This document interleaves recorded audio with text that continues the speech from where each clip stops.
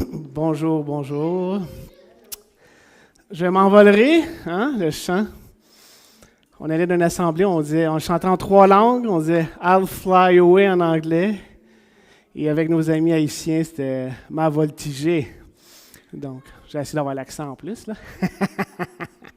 Donc, on le chantait en créole, en anglais et en français. Donc, un jour, on va s'en aller, on va voltiger. I'll fly away. Je ne sais pas si vous êtes excités, on est dans l'Apocalypse. Quel livre! Moi, j'apprends des choses, je redécouvre des choses. Et comme Sylvain disait, on ne va pas dans les détails des histoires, des positions. On veut vraiment voir le thème central que Jésus est victorieux. C'est la victoire de Jésus. On a hâte qu'il revienne, mais là, c'est comment que ça va arriver, comment ça va se passer. C'est comme ça qu'on va voir ça. Donc aujourd'hui, on va voir Jésus, les églises. Ça crée quand même un challenge de prendre les 7 églises, mettre ça dans un enseignement. On aurait pu faire 7 sermons facilement, mais c'est pas grave. Avec la grâce de Dieu, ça va bien aller. Avec Sylvain, on avait vu la révélation de Jésus-Christ dans Apocalypse 1.3. Qu'est-ce que ça disait? Apocalypse 1.3. « Heureux celui qui lit et ceux qui écoutent les paroles de la prophétie et qui gardent ce qui s'y trouve par écrit, car le moment est proche. » Vous voulez être heureux? Lisez l'Apocalypse. Ne faites pas juste la lire. Écoute ce qu'il va dire. Garde ce qu'il va dire parce que le moment est proche. Et en plus, les 7 églises, c'est le message aux 7 églises. Jésus nous parle et parle directement à cette église. Donc, on va prier pour commencer.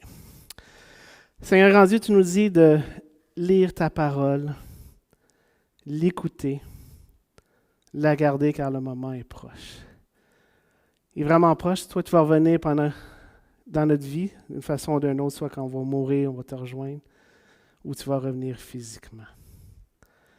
Aide-nous à écouter ce que tu vas nous dire aujourd'hui. Parce que tu nous dis, celui qui a des oreilles pour entendre, qu'il entende. Aide-moi à bien amener ton message et à apporter des changements dans nos vies. C'est ça ta parole. Merci. Amen. Donc, c'est un rayon X. Dans le fond, Jésus envoie un rayon X sur 7 églises qui existaient à cette époque-là. Mais c'est un message pour les individus aussi. Peut-être que vous avez eu tendance à lire l'Apocalypse en voyant ça comme « Ah, ça c'est une église, ça fait longtemps qu'elle existe, ça ne me touche pas », mais dans chaque message, il y a un message aux individus et je suis convaincu que ça s'applique à nous aujourd'hui.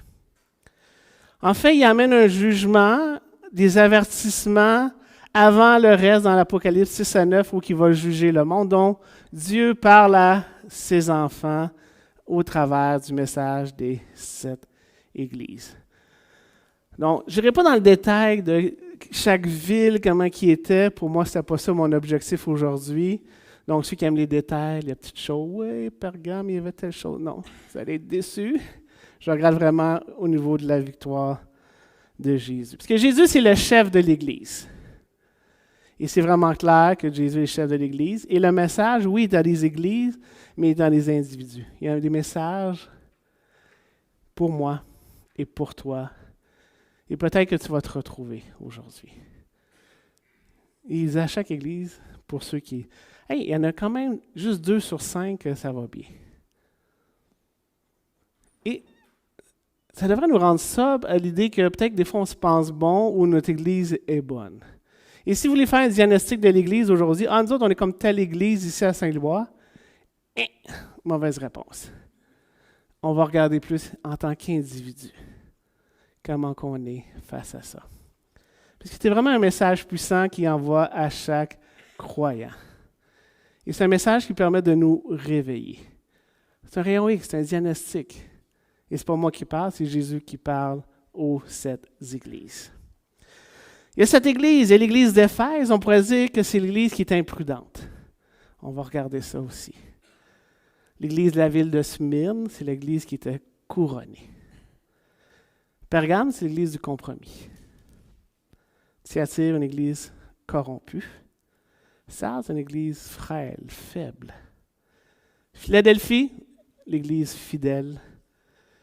Et Laodicée, l'église idiote. C'est des mots forts, mais c'est qu'est-ce que Jésus nous dit. Est-ce qu'on est des chrétiens idiots à l'occasion? Peut-être. Ça sera à vous de regarder ça. Est-ce qu'on est des chrétiens qui font des compromis? On va regarder le message, comment Jésus nous les amène. Dans le fond, le pattern ou le cycle, la façon que c'est fait, c'est, il dit aux églises, je connais tes œuvres. En fait, il te le dit à toi aussi. Yvan, je connais tes œuvres. Tu ne peux pas rien me cacher, là. Je suis Jésus, je connais qu'est-ce que tu fais. Il va dire à 2 ou à plusieurs assemblées, églises, tiens ferme, sois fidèle. Parce qu'il y a des gens, malgré dans certaines assemblées, qui ont des gros problèmes, il y a des gens qui sont sacoches, comme dirait en bon québécois, sont corrects face à Dieu. Il leur dit, tiens ferme, sois fidèle. Pour ça, c'est un message important pour les individus. Il va leur dire aux autres, repens-toi. Sinon, tu as un jugement. Parce que si aujourd'hui tu te retrouves dans une de ces assemblées-là, Jésus t'aime. Repens-toi. Tu as le temps encore. Il n'est pas revenu. À moins que ce soit l'enlèvement aujourd'hui, ceux qui croient à l'enlèvement, mais on s'arrangera. Ce serait bien trop drôle, ça, mais Et finalement, il dit au vainqueur à cause de Jésus. Il va donner des promesses à celui qui va vaincre. Il dit à tout le monde que celui qui a des oreilles, écoute. Donc Jésus te parle. Si tu as des oreilles, en vous regardant, vous avez toutes vos oreilles. Fait que Jean-Pierre, je vais parler plus fort. Vu que tes oreilles, des fois, tu me dis je parle pas assez fort, fait qu'on va parler fort, ou Steve va m'en craquer ça quand je vais parler moins fort. Donc, celui qui a des oreilles, écoute. Fait que c'est comme ça le pattern. Le cycle, vraiment qui parle aux églises. Je te connais, repens-toi, tiens ferme au vainqueur. Si tu as des oreilles, écoute, mais vous avez des oreilles. Dans le fond, on remarque qu'il y a comme 2 équipes, ceux qui vont écouter, ceux qui n'écoutent pas. Est-ce que tu es prêt à écouter ce matin qu'est-ce que Jésus va nous dire à nous? Moi, ça m'a brassé quand j'ai lu ça, là. J'avais peut-être tendance à lire les versets comme « Oh, c'est des églises en Asie, puis c'est général. » Mais non. Il s'adresse à des individus. Il s'adresse directement à moi. Il y en a qui vont dire « Ah, c'est des phases de l'Église, ça c'est au début, puis là on est rendu dans telle ère. » J'embarque pas là-dedans, mais je crois qu'il s'adresse à nous, à toi, à moi, ce matin. Dans quelle équipe que tu es? Est-ce que tu vas écouter ou tu n'écouteras pas? Si tu n'écoutes pas, il y a un jugement. Dieu, il t'aime. Il aime ses enfants. Puis il nous aime. On a toujours l'occasion de se repentir. Première assemblée, première église, l'Éphèse, c'est une église qui est imprudente. Là, vous avez dit, il me semble qu'ils n'étaient pas pires, eux autres, Éphèse. On va regarder ça. Apocalypse 2, 2 à 3. « Je connais tes œuvres, ton travail et ta persévérance. Je sais que tu ne peux pas supporter les méchants.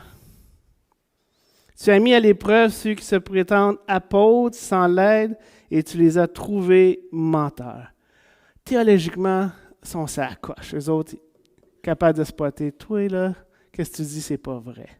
C'est des gens qui travaillent pour Dieu, sont persévérants. Oui, tu as la persévérance, tu as souffert à cause de mon nom et tu t'en es pas lassé. Ils ont même souffert, ils ont été persécutés. Mais c'est une église qui est quand même imprudente. Pourquoi? Parce que Jésus dit à l'église imprudente, oui, je connais tes œuvres, tu travailles pour moi, tu persévères, tu as du service, tu as du sacrifice, tu as une pureté théologique tellement que tes mauvais apôtres, tu vas les repérer. Tu as même souffert pour moi puis tu n'as pas lâché. Mais dis, repens-toi. Tu as abandonné ton premier amour. Il s'adresse à nous. Je vous pose la question parce que Jésus dit, as abandonné ton premier amour? As-tu abandonné ton premier amour envers Jésus? Présentement, là, est-ce que ton premier amour, tu l'as abandonné? Est-ce que Jésus dit, repens-toi? Est-ce que tu es encore aussi excité que quand tu as connu Jésus? Hein? C'est un peu triste quand les gens nous parlent seulement de « J'ai été sauvé le 2 janvier 88 à 8h05, mais aujourd'hui, il n'y a plus rien qui se passe pour Jésus. » Ils sont un peu excités. C'est ça leur premier amour, il était excité. Est-ce que tu es là encore comme ça? Ou tu es rendu d'une phase, je suis plus « Ouh, mollo, ça ne me tente plus. » Dieu dit, Jésus te dit, repens-toi. Parce qu'il dit, sinon je viendrai bientôt à toi et j'enlèverai ton chandelier de sa place à moins que tu ne changes d'attitude. Même chose que dit, à moins que tu te repentes. Hey, c'est sérieux là. Tu ne te repens pas, j'ai enlevé ton chandelier. Mais je fais correct là, je travaille. Je suis persévérant, je suis une personne de devoir, je fais des services, des sacrifices, ma théologie est bonne, je souffre pour toi. Jésus, tu as perdu mon premier amour. Est-ce que vous saisissez la gravité de ça? Moi, ça m'a refessé dans la face quand j'ai relu ça. Tu as beau être sur la coche comme il faut, faire toutes les affaires, je suis là le mercredi, je suis là le dimanche, je vais servir plein de monde, je suis partout, mais Jésus, c'est pas ça qu'il s'attend. Toi, il veut l'amour, le premier amour. Il veut que tu l'aimes. C'est l'Église d'Éphèse. Ils sont imprudents. Ils ont mis l'accent sur être occupés. Le bruit, hein? T'es occupé. Mais il dit, celui qui va vaincre, tu vas manger du fruit de l'arbre de vie qui est dans le paradis de Dieu, tu vas avoir la vie éternelle. Une Église sacoche, qui sait quoi faire, qui persévère, mais qui a perdu l'amour initial de Dieu. Jésus t'envoie un message aujourd'hui. Il m'a envoyé ce message-là. As-tu encore le zèle, la ferveur, l'excitation? Dans le fond, c'est un problème de cœur. Dieu regarde à ton cœur. As-tu encore ce premier amour-là? Je peux comprendre des fois qu'on vit des downs, des baisses dans notre vie chrétienne. Mais Jésus dit, repens-toi. Est-ce que tu as encore le goût d'ouvrir ce livre-là, des textes, ou tu le fais par devoir? J'ai lu ma Bible cette année, mais ça n'a rien changé. Pas important. Dans le fond, Jésus regarde ta motivation. Ce n'est pas le quoi qu'il veut savoir, mais c'est le pourquoi tu le fais. Pourquoi tu fais telle chose. Parce qu'on va être occupé. On va être occupé. Si tu n'es pas occupé à aimer Dieu, tu vas t'occuper à autre chose. C'est sûr et certain. On dit que la nature a l'horreur du vide, mais les humains ont horreur du vide. On va s'occuper à autre chose. Puis aujourd'hui, en plus, avec toute la technologie, on peut s'occuper, puis on va passer une vidéo, un autre, ou faire plein de choses. Donc Dieu regarde pas au quoi que tu fais, même pour lui. Il regarde ta motivation. Il est où ton cœur? Est-ce que tu as perdu ce premier amour-là? Parce que des fois, on est des gens de devoir. Peut-être que ça fait longtemps que je suis croyant, je suis chrétien, moi, c'est une personne de devoir. Je vais m'occuper de l'école du dimanche, je vais chanter, je suis un gars de devoir, une femme de devoir, je vais servir, je vais sacrifier, je vais suivre les cours de théologie, Mais il est où ton cœur? C'est pas ça que Dieu regarde. L'Église d'Éphèse a fait le travail, elle persévère, elle est persécutée. Elle voit les méchants, les spots. Mais Dieu dit, il est où ton cœur? Je vais enlever ton chandelier. Ça ne marche pas. C'est ton cœur que je veux. C'est fort. Moi, je trouve ça fort. Donc, ton premier amour, c'est quoi? C'est quand tu étais fervent. C'était personnel à toi. C'était quotidien. Tu le voyais dans ta vie. Wow, j'ai découvert ça. J'ai le goût de le parler. C'était prends ta passion dans ta vie, là, que tu parles à tout le monde, que tu es capable de partager, parce que ça, tu aimes ça, ça peut être le sport, n'importe quoi. Est-ce que tu as cette même passion-là pour Jésus? Hey, écoute, c'est ça. Pourquoi tu es comme ça? Pourquoi il t'est arrivé telle chose dans ta vie? Pourquoi tu es comme ça? Mais c'est à cause de Jésus. Laisse-moi t'expliquer qu'est-ce qu'il a fait. Il n'y avait pas de restriction, hein, t'en parlais à tout le monde. Je vous ramène peut-être au début. Est-ce que tu es encore comme ça? Tu es prêt à le parler? Es-tu excité de venir ici, de voir des frères et sœurs pécheurs qui t'énervent à l'occasion? Hein? Oh non, pas encore lui, elle. Et là, un matin, c'est de la plage, je vais m'asseoir plus loin. T'es-tu excité de dire, hey, lui, là, ça fait 20 ans que je le connais, là, Yvan, là, il était là, il est rendu là. Wow! Il y a quelque chose qui arrive dans sa vie. T'as-tu cette excitation-là de dire, content d'aller voir mes frères et sœurs un matin? Quelqu'un qui va m'encourager. Notre premier amour, est-ce qu'on l'a encore? C'est une église imprudente. C'est des chrétiens qui étaient imprudents, qui croyaient que le devoir passait avant le premier amour. C'est des gens occupés, mais qui n'aimaient pas. Tu es occupé des activités religieuses. Il faut juste comprendre que Jésus dit que être occupé, ce n'est pas un substitut à l'amour. La pureté n'est pas un substitut à l'amour. Tu ne peux pas remplacer d'être occupé, de persévérer, de faire des choses si tu n'as pas l'amour. On dirait un Corinthien, hein? Donc, l'amour premier est important. Donc, dans Apocalypse 2,5, il dit « Souviens-toi donc d'où tu es tombé. Repens-toi et pratique tes premières œuvres. Sinon, je viendrai bientôt à toi et j'enlèverai ton chandelier de sa place à moins que tu ne changes d'attitude. » Lâchez pas. Change, repens-toi. Tu peux changer. Que celui qui a des oreilles écoute ce que l'Esprit dit aux églises. Donc, vous le voyez, hein? Le cycle, je connais tes œuvres. Repens-toi, sinon. Tiens ferme, sois fidèle dans certains cas et au vainqueur. Il te parle. Que celui qui a des oreilles écoute. L'église suivante, Smyrne, l'église couronnée. Donc ça, c'est la prochaine église. Vous avez ça dans Apocalypse 2, verset 8, dans ces coins-là. Ça commence là. Il dit, voici, c'est que dit le premier, le dernier. Ça, c'est Jésus, celui qui était mort et qui est revenu à la vie. C'est quand même assez clair. Je connais tes œuvres. Donc, il dit qu'il connaît la détresse de l'assemblée, la pauvreté, mais il dit, t'es riche. Les gens vont te calomnier, ils sont contre toi. Il dit, sois fidèle jusqu'à la mort. Il dit même que certains d'entre eux sont en prison afin que vous soyez mis à l'épreuve. Sois fidèle jusqu'à la mort, au verset 10, et je te donnerai la couronne de vie. La persécution n'a pas rapport avec ta relation avec Jésus.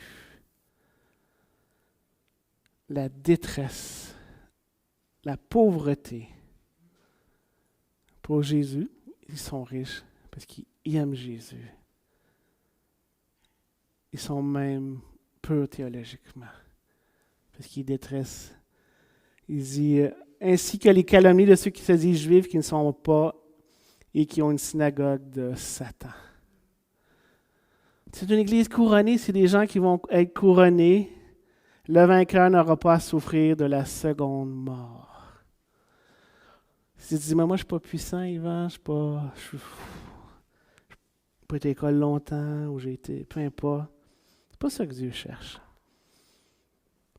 Il cherche la richesse de ton cœur. Est-ce que tu as cette richesse-là de ton cœur comme l'église de Smyrne? C'est des gens qui ils vont être couronnés. As-tu hâte d'avoir ta couronne de gloire sur la tête? À suivre, Sylvain, on va sûrement en parler plus tard. Hein? des couronnes. Donc, c'est une Église qui est persécutée, mais qui refuse, un refus de faire des compromis. Est-ce qu'on fait des compromis dans nos vies?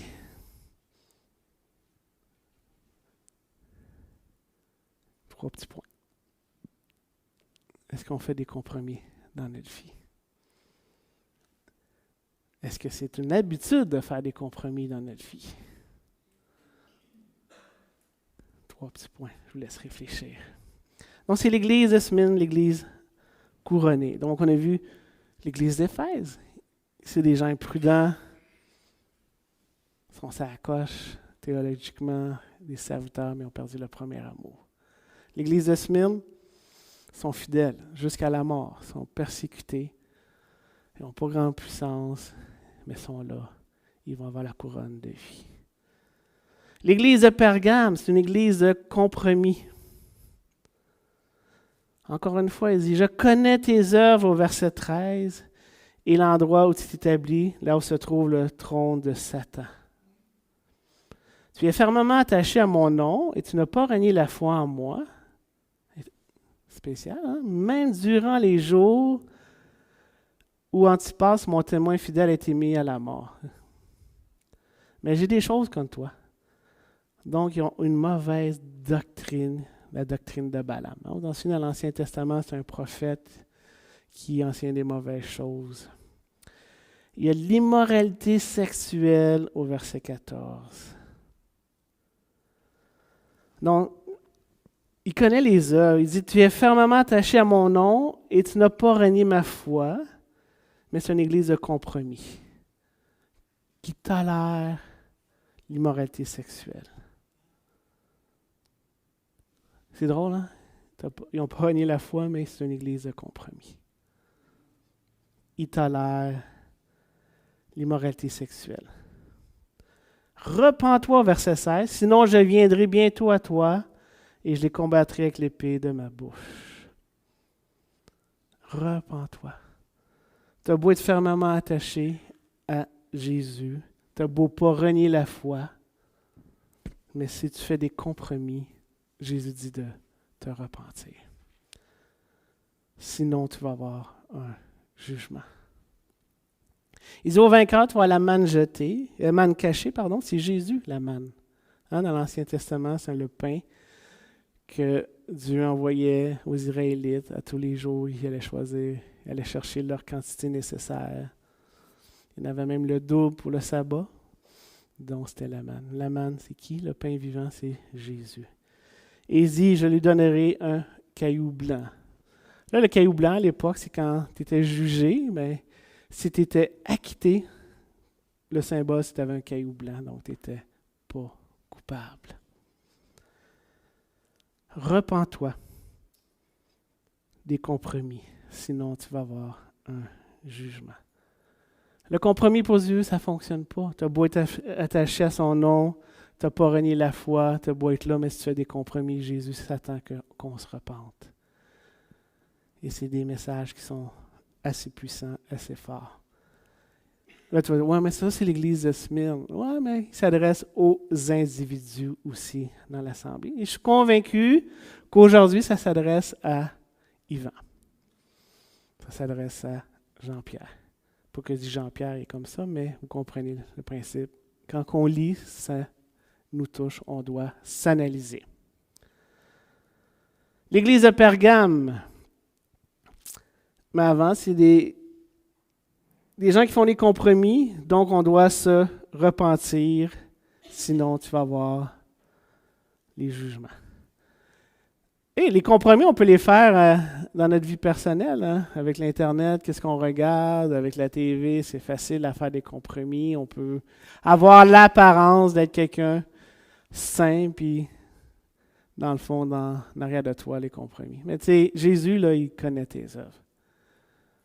Tu es beau de chez vous, dans ta tête, il sait. Tu ne peux pas cacher, tu ne peux pas. Repens-toi. Repens-toi. Encore une fois, Jésus dit, je connais tes œuvres, tiens ferme, sois fidèle, repens-toi sinon, ô vainqueur, que celui qui a des oreilles Écoute. L'église de Thyatire, c'est une église qui est corrompue. Apocalypse 2, verset 8. Voici ce que dit le Fils de Dieu, celui qui a les yeux comme une flamme de feu et comme les pieds sont semblables à du bronze ardent. Il dit, je connais tes œuvres. Là, Yvan, tu dis, c'est une église corrompue. On continue à lire. Ton amour, ta foi, ton service et ta persévérance. Hey, ça part bien, ça. Hein? Si Jésus dirait, Yvan, je connais tes œuvres, ton amour, ta foi, ton service et ta persévérance. Et en plus, je sais que tes dernières œuvres sont plus nombreuses que les premières. Tu t'améliores en plus. Ça va bien ton affaire. Hein? Mais, oh, ça c'est moins le fun. Quand Jésus nous dit, mais, au verset 20, ce que j'ai contre toi, c'est que tu laisses faire Jézabel, cette femme qui se prétend prophétesse.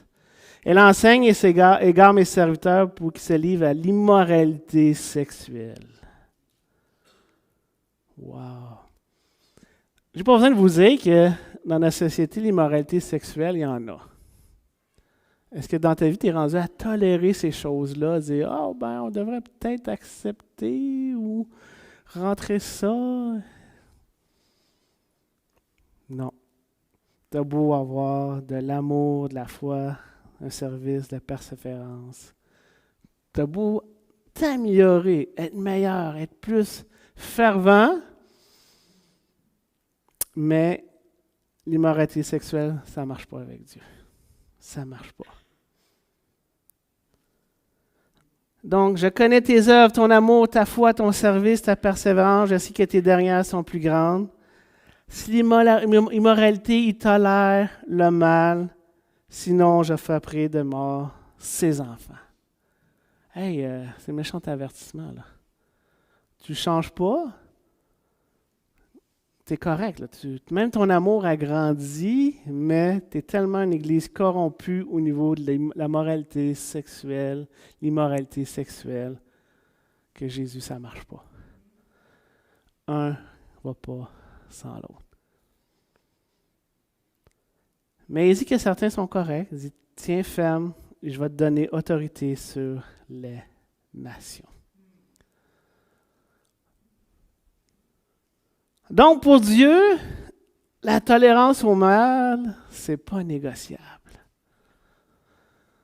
La tolérance au mal, à l'immoralité, c'est pas négociable. Tu as beau comme avoir l'amour, la foi, le service, tu persévères, tu as beau avoir des meilleures œuvres si tu tolères l'immoralité, tu tolères dans ta vie ces choses-là. C'est pas négociable pour Dieu. On n'est pas habitué de voir Jésus qui nous aime. Hein? On a le Jésus aimant. Je vous aime, c'est tout, mais on a le Jésus puissant ici. Le Jésus vainqueur qui s'attend à son Église, qui s'attend à nous. Et puis moi, des fois, on est comme chrétien, puis on est dit, moi j'ai été sauvé à telle date, je ne perdrai pas mon salut, puis après ça, c'est comme, ouh, il n'y a plus rien qui se passe. Mais tu sais, à chaque fois ici, il dit au vainqueur, persévère, t'offre, fais des choses, grouille. Ah non, on n'est pas sauvé par ça, mais Dieu s'attend. Et ça devrait être ça, c'est l'amour de Dieu, de persévérer. Au vainqueur, de te faire Aaron. Ça ne sera pas facile. Ce n'est pas une vie qui ne se passe rien. C'est pas comme quand on meurt et ça fait pii, un flat line, là, c'est la ligne. Non. Dieu s'attend au vainqueur. Tu es un guerrier, on est des guerriers, c'est la vie. La vie est tough, c'est pas facile. Dieu s'attend à ce que tu persévères. Tiens ferme. Lâche pas. C'est drôle qu'il dit ça aux églises. Il ne dit pas nécessairement tiens ferme tout ça, mais il y en a d'autres aussi qui sont là si vous voulez regarder ça comme ça. Hein, Éphèse est fidèle au message, mais elle a perdu le premier amour. Donc, si tu as la sainteté et tu n'as pas l'amour pour Jésus, ça ne marche pas. On va ensemble. Thyatire, ils grandissent dans leur amour, mais sont tolérants.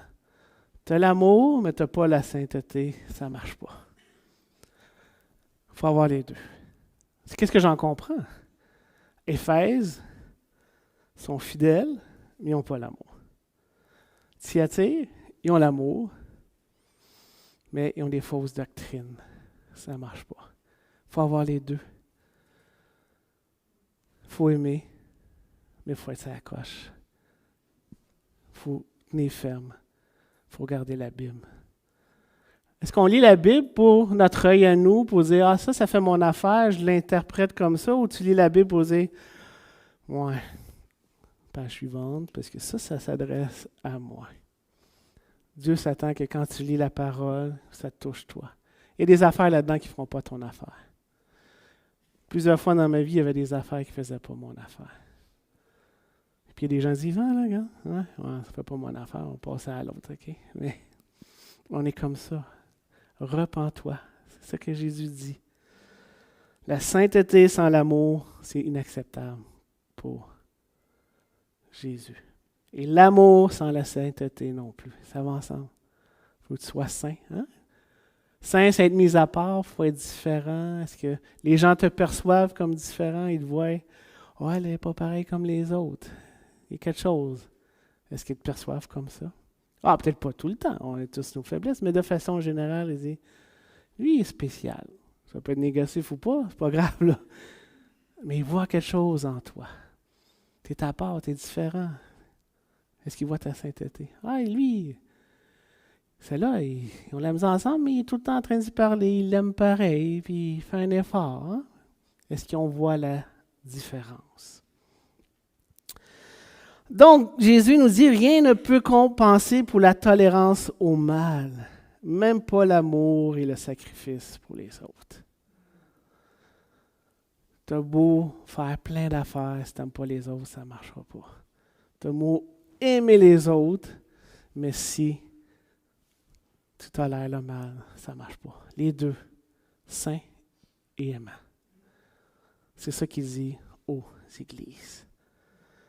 L'église de Sardes, maintenant, c'est une église qui est faible, qui est frêle, puisqu'il dit dans Apocalypse 3, au verset 1, « Je connais tes œuvres, je sais que tu passes pour être vivant, mais tu es mort. Sois vigilant et affermi, le reste qui est sur le point de mourir, que je n'ai pas trouvé des œuvres parfaites devant mon Dieu. » C'est une église confortable. Ils sont bien dans leurs pantoufles, eux autres. T'as l'air mort, t'existes pas. On ne sait pas qui t'es. Répète-toi donc comment tu as accepté et entendu la parole, garde-la et repens-toi. Si tu n'es pas vigilant, là, je viendrai comme un voleur sans que tu saches à quelle heure je viendrai te surprendre. Mais il y a des gens qui sont corrects. Au vainqueur. Donc, c'est une église qui vit dans le passé, hein? Dans la gloire du passé. Hein? Il y en a qui vont dire ça. Ah, quand les baptistes sont arrivés au Québec, là, dans les années 50, les années 70, il y avait un réveil. On n'a plus ça aujourd'hui. Hein? Puis ils sont restés là. Ouais, mais regarde. Est-ce qu'on passe pour vivant ou on passe pour mort? Ils n'ont pas de persécution, pas d'opposition. Honnêtement, à part de se faire rire d'en face, je pense qu'on n'a pas trop d'opposition au Québec, pour le moment, ni au Canada. Hein? Il n'y a personne qui va t'envoyer en prison. Ils vont peut-être t'envoyer des insultes ou ils vont rire de toi, ils vont dire mais regarde, c'est à peu près la seule opposition qu'on a ici. Ils n'ont pas d'erreur doctrinale. Jésus ne dit pas que tu as fait des choses pas correctes, là, mais c'est une église confortable. Ça va bien. On rentre le dimanche, on repart après. Est-ce qu'on est comme ça? Est-ce qu'on vit dans le confort où on est prêt à être des vainqueurs? C'est une église faible, frère, c'est pour ça. Pourtant, on a vu une autre église qui, elle, était persécutée, puis il disait, t'as l'air faible, mais t'es riche. Mais eux autres, t'es faible. Il n'y a rien qui se passe. C'est comme rien du tout. Est-ce que tu es rendu à un point dans ta vie? Est-ce que je suis rendu à un point dans ma vie que J'aime ça être confortable. Hein? Faire mon petit heure ici à l'Assemblée. That's it. Hein? Ah, ben moi, je suis gêné. Tu peux prendre le téléphone, tu peux appeler les autres. Si Sylvain l'a dit, si vous voulez faire une réunion de prière chez vous, faites-les, dites-nous-les, on va être contents. Pas Sylvain, tout faire les réunions de prière 8 par semaine. Là. Hein? Non, mais tu sais, on est-tu rendu confortable? Je connais tes œuvres, tiens ferme. Repens-toi au vainqueur. As-tu des oreilles ce matin pour entendre? L'Église de Philadelphie, c'est l'Église fidèle. Philadelphie, là, le mot, ça veut dire amour pour les frères. C'est ça que ça veut dire, le terme. Donc, la ville de Philadelphie aux États-Unis, elle vient de là aussi. Il dit, je connais tes œuvres. Tu as peu de puissance, tu as gardé ma parole sans renier mon nom. Tu as gardé mon ordre de persévérer. Donc, ils ont eu des obstacles, ils ont des opportunités qui sont créées. C'est une Église qui n'est pas puissante, mais qui ont l'amour de Jésus. Ils ont une théologie, l'étude de la Bible, ils sont prêts, ils sont là. Est-ce que vous voulez qu'on ait une assemblée comme ça? Personne ne dit oui. On continue. Mais si vous voulez avoir cette assemblée-là, il faut écouter le message de Dieu. Est-ce qu'on veut être reconnu pour une Église qui s'aime? Hey, on devrait mettre ça sur le bord de la porte, hein? Une grosse pancarte. Une Église qui aime. Oui. Ah, ça veut dire que si tu rentres dans l'Église, il faut le voir, ça. Il faut le voir. Sans compromis, qui a... Oh, hein, on réfléchit, c'est bon, c'est bon. Je dis ça, mais c'est drôle parce qu'en assemblée, c'est ça qu'on voulait faire, une église qui aime, mais pas tout le monde qui était prêt à mettre la pancarte dehors. C'était comme... C'était comme... Hein? Surtout qu'on était sur une rue passante, il y avait bien des gens qui rentraient des fois juste pour venir voir parce que c'est un quartier achalandé. Est-ce qu'on serait prêt à faire ça? Hey, ce gang-là, il s'aime. Ils sont tous différents, on a l'air tous bizarres ensemble, mais man, c'est fou, là, ils s'aiment, eux autres, là. Quelqu'un va pas bien, ils sont là, ils sont tous là, ils s'aiment, ils se respectent, ils s'endurent. Mais c'est vrai, parce qu'on s'endure. Comment on fait pour s'endurer? Parce qu'on voit Sylvain, c'est Jésus qui l'a sauvé. Il vaut cher, là, hein, Carole? Il vaut cher. Pas quand il fait des niaiseries dans ta tête, là. Même à ça. T'as vu, j'ai pas demandé à ma Julie, là. Je taquine. Mais on vaut cher parce qu'on a cet œil-là devant les gens. C'est pas facile. On a toujours notre nature humaine, nos émotions qui vont rentrer, puis après ça. Les émotions, c'est correct, hein? Je le dis tout le temps. Tu as le droit de pas filer, mais à un moment donné, parce que Jésus-Christ est plus que suffisant. Te reviens-tu à ça? Tu as le droit de ne pas filer. C'est des émotions. Tu arrives un pépin, là. Cette semaine, un de nos patrons nous a parlé, puis je n'étais pas contente d'elle, là. Filais pas, là. C'est quoi ces niaiseries-là? J'espère qu'elle ne m'écoute pas, mais si elle m'écoute, tant mieux. Mais Julie, elle l'a vu, parce que je travaille à la maison. Elle dit, qu'est-ce qui se passe, regarde? Elle a dit ça fait pas de bon sens, là, tu sais. Puis j'étais obligé de dire, hey, parce qu'ils veulent qu'on soit transparent, fait que moi, j'en profite, là.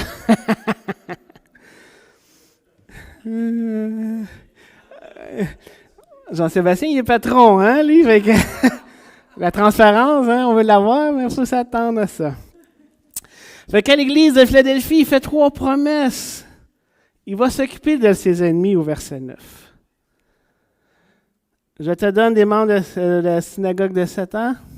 Je les ferai venir se prosterner à tes pieds et reconnaître que je t'ai aimé. Hey, ça, c'est s'occuper de ses ennemis, là. Ils vont venir, ils vont se prosterner devant toi. Dieu va s'en occuper de tes ennemis. Il dit qu'il va les protéger de la tribulation dans l'Apocalypse 6 à 9, que Sylvain va pouvoir nous expliquer un peu plus tard. Puis au verset 12, Jésus va les honorer. Du vainqueur, je ferai un pilier dans le temple de mon Dieu, il n'en sortira plus jamais. J'écrirai sur lui le nom de Dieu, celui de la ville de mon Dieu, la nouvelle Jérusalem qui descend du ciel, d'auprès de mon Dieu, ainsi que mon nom nous faut. Ils ont l'amour, ils ont les œuvres, ils ne font pas de compromis. C'est l'Église de Philadelphie, ils ont des promesses aussi. On aspire à ça, aspirez à ça. Si tu te vois dans une autre catégorie, dans une autre église, dans un autre individu dans cette assemblée-là, Jésus dit, repens-toi. Je le remets encore parce que je veux que vous compreniez, c'est je comprends tes œuvres, tiens ferme et sois fidèle. Repens-toi, sinon tu as un jugement. Le vainqueur. Que celui qui a des oreilles, écoute. L'église de Laodicée, moi je l'ai appelée l'église idiote dans le fond. Là. C'est des chrétiens qui sont peut-être un peu idiots, dans le sens que sont ni froids ni bouillants. Ils se pensent riches. C'est une ville qui était riche en plus. Les gens sont riches, ont de l'argent. On est quand même riches dans notre société. Ils n'ont pas besoin de rien, ils n'ont pas besoin de Jésus, ils sont riches. Ils sont ni froids ni bouillants. Tu sais, Jésus, je vais dire, repens-toi, je vais te vomir de ma bouche. Vous avez tous eu ce sentiment-là de manger quelque chose qui est ni chaud ni froid, ou ça, pas ça que tu exposes dans ta bouche, c'est comme, c'est ça. Comme quand tu penses que tu prends un 7-Up, c'est de l'eau. C'est-tu un méchant choc, ça? T'es comme, sont où les bulles? C'est de l'eau? Non! C'est ça qu'il dit. T'es ni froid, ni chaud. Il n'y a rien. Il dit au moins s'il serait froid ou bouillant, un ou l'autre, là, come on, décide. Là, il te le dit. Là. Il dit, mais parce que t'es ni l'un ni l'autre, je vais te vomir. Wow. Il dit donc, t'es riche, mais il dit au verset 8, je te conseille donc d'acheter chez moi de l'or purifié par le feu, afin que tu deviennes vraiment riche. Des vêtements blancs, la pureté de Jésus. Il t'a l'air riche, tu penses que t'es bien, mais on voit juste la honte de ta nudité. Et on va te mettre un remède sur tes yeux afin que tu vois. Verset 19. Je reprends et corrige tous ceux que j'aime. Je reprends et corrige tous ceux que j'aime. Après ça, qu'est-ce qui arrive? Aie donc du zèle et repens-toi. Je te corrige. Je t'aime. Repens-toi et aie du zèle. Reviens à ton premier amour. Il dit au vainqueur, je me ferai asseoir avec moi sur mon trône. Au verset 20, c'est drôle ce verset-là, on le prend toujours pour les non-croyants, souvent. Mais je pense qu'on se trompe un peu. Parce qu'il ne s'adresse pas aux non-croyants ici. Il dit, verset 20, « Voici, je me tiens à la porte et je frappe. » Ah, vous le connaissez ce verset-là? « Si quelqu'un entend ma voix et ouvre la porte, j'entrerai chez lui. Je souperai avec lui et lui avec moi. » Il va manger avec toi, fait que le souper que tu as va donner un souper sur le trône de Jésus. Quand on dit ce verset-là, c'est pour les non-croyants? Pas sûr. Parce il dit ça à l'Église. Là. Il dit à toi, qui est ni froid ni bouillant, je me tiens à la porte et je frappe. Yo, ouais. Il y a trop de jeunes dans ma vie. Si quelqu'un entend ma voix et ouvre la porte, c'est sûr que tu vas l'entendre, la voix de Jésus, c'est sûr.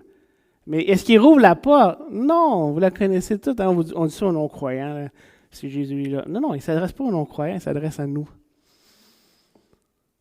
Il t'aime, il veut te corriger. T'entends-tu la correction que je te donne? T'as-tu le zèle? Rouvres-tu la porte, Yvan? Yvan. Ça peut être tannant, là, des fois. Wow. On a tout eu ça, je pense. Hein? Je prendrais des chrétiennes, ça fait longtemps. Là. Peut-être que vous avez été sur une mauvaise voie, puis peut-être vous avez entendu ça en arrière, là, avec ton nom. Yvan, qu'est-ce que tu fais, Yvan? T'as reçu la porte, le Saint-Esprit est là. Allô, repens-toi, et où ton zèle? Si quelqu'un entend ma voix et ouvre la porte, je rentrerai chez lui, je vais souper avec lui. Et le souper, verset 21, c'est un souper qui devient avec sur le trône de Jésus. Dans le fond, Jésus, il frappe à ta porte aujourd'hui. Es-tu fidèle? Si dans ta vie présentement, tu es fidèle, ben lâche pas. Il dit, sois fidèle, tiens ferme. Si demain tu tombes à côté, ta sainteté est moins là, ton amour est moins là, repens-toi. Tout le monde va entendre ça cette semaine, ça va tirer. Je vais aller chez toi, Louise, je vais cogner. Louise, tu restes juste à côté de chez moi. Donc, c'est une église complaisante, confortable. Ils n'ont aucun besoin, on est riche, on n'a plus de vision. Jésus dit, je vais te vomir de ma bouche. C'est pas le fun, mal filé dans l'estomac, puis ces choses-là, puis quand tu as envie de vomir. Mais c'est ça qu'il dit, là, t'es tellement pas qu'est-ce que je veux, je vais te vomir de ta bouche. Hey, ça peut pas être plus clair que ça, là. Soit un l'autre, froid ou bouillant. Si t'es froid, repens-toi. Si t'es bouillant, ben, tu l'as l'affaire. Au vainqueur, tu vas l'être. Donc, comme je disais, la salle à manger devient la salle du trône, au verset 22. Pourquoi? C'est parce que Jésus-Christ est plus que suffisant dans tous les aspects de notre vie que nous devenons vainqueurs. Parce que peut-être tu as l'impression que je te dis fais des choses. Oui, tu as toujours les deux. Fais ta part, Jésus est là. Tu as de la misère à faire ta part, Jésus va t'aider. Mais si tu ne fais pas ta part, à un moment donné, Jésus va te reprendre. C'est comme deux vérités qui sont là. Hein? Les deux sont là. Responsabilité de l'homme, la volonté de Dieu. Mais à un moment donné, il faut que tu fasses ta part aussi. Donc, on a vu au verset 19, Jésus t'aime, il corrige, il reprend ceux qu'il aime. Il explique pourquoi il fait ça à la Laodicée. Il dit, aidons Zèle, repens-toi, puis il t'invite.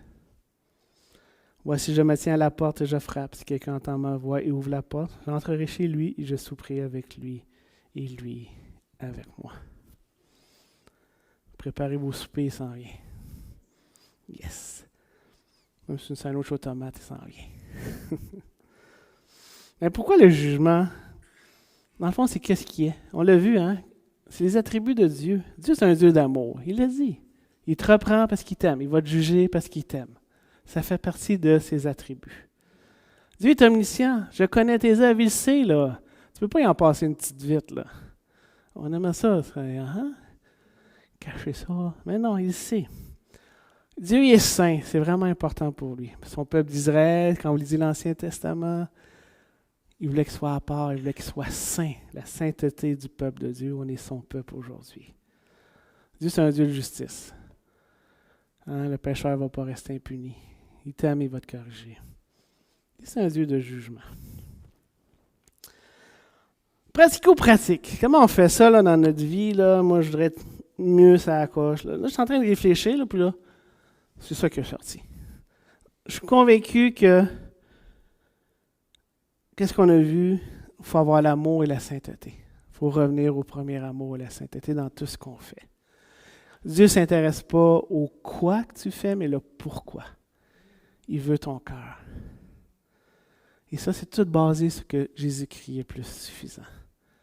Et de plus en plus, je suis convaincu que comme trois cercles, trois choses qu'en tant que croyant, on doit faire l'effort d'avoir dans notre vie. On doit avoir l'adoration. Une adoration individuelle. Quand tu lis la parole, tu pries et tu partages la parole avec quelqu'un près de toi. Mais si tu fais l'adoration tout seul, puis tu n'es jamais avec d'autres croyants, il manque un bout. Parce que l'adoration se fait en privé, mais se fait aussi entre nous.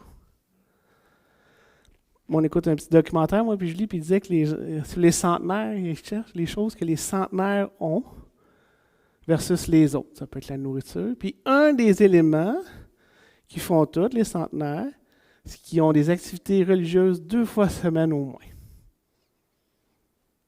Fait que vous vivez vieux, vous n'avez pas le choix de venir une autre fois dans la semaine ici, là. Hein? Vous ne voulez pas vivre vieux, ben restez chez vous.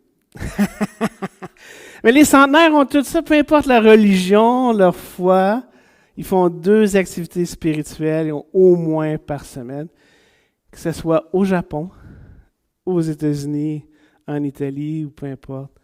C'est un dénominateur commun pour les centenaires. Ils ont des activités religieuses au moins 2 fois semaine. L'adoration se fait ensemble, se fait avec la musique, on lit la parole, on la prie, on partage. C'est notre communauté aussi. Si tu aimes ça, faire du bénévolat à l'extérieur, mais tu es juste à l'extérieur, mais tu n'es pas dans la communauté de l'Assemblée, il te manque quelque chose. Et ici, la communauté aussi. Ça ne dit pas d'aller à l'extérieur. Mais c'est toujours dans la communauté extérieure, mais tu n'es pas ici. Il manque un petit quelque chose.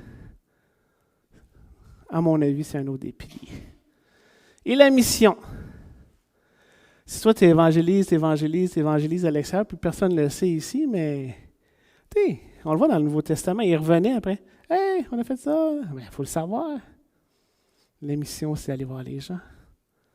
Il y en a qui sont bons pour aller voir les gens, les amener, puis il y en a d'autres qui vont être meilleurs pour les prendre et les aider à devenir des disciples. Là, vous avez dit, notre assemblée, on n'est pas là. Pourquoi on n'est pas là? Peut-être le temps de se repenser. Parce que je suis convaincu qu'il y a 3 éléments, 3 cercles qu'il faut travailler en tant que croyant. Notre adoration, notre communauté et la mission. J'aurais pu mettre tous les versets, mais c'est tout basé sur des versets. En terminant, es-tu un croyant imprudent? Comme l'Église d'Éphèse. Est-ce que tu es un croyant couronné? Es-tu un croyant corrompu? Ou de compromis? Es-tu frêle? Tu n'as plus de vie? Es-tu fidèle ou tu es un peu idiot? Tu n'es ni froid, ni chaud? Je connais tes œuvres, Jésus le sait. Ça va bien? Tiens ferme, sois fidèle, lâche pas. C'est pas fini, jusqu'au bout. Si tu vis jusqu'à 100 ans et tu as 50, ben t'en restes la moitié. Si tu es plus âgé, ben sinon, ben repens-toi, tu vas avoir un jugement. Ô vainqueur! En tout cas, moi, j'ai hâte quand Jésus va dire, Yvan, fidèle serviteur. Hey, ça va être cool, hein, ça, Jean-Pierre, hein, quand il va dire, hey, Jean-Pierre, mon fidèle serviteur. On va se mettre à terre, puis on va avoir peur, mais on va être content peut-être. Hein? Que celui qui a des oreilles et qui écoute. Ce n'est pas un fardeau ce matin que je voulais vous mettre. Il s'adresse aux églises, mais il s'adresse à nous.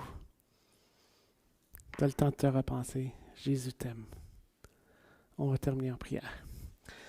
Merci, grand Dieu, parce que tu nous as donné un message qui passe les âges, les siècles, et même les millénaires. On ne peut rien cacher. Tu connais nos cœurs. Aide-nous à être fermes et fidèles pour que tu puisses nous dire au vainqueur. Aide-nous à ouvrir nos oreilles, aide-nous dans l'équipe qui écoute. Parce que si on n'écoute pas, tu nous aimes. Tu vas nous reprendre, tu vas nous corriger, tu vas nous juger. Merci. Merci de ces avertissements. Ils sont écrits. On peut les relire et s'ajuster et travailler pour toi. Aide-nous à retrouver le premier amour. On t'aime. Amen.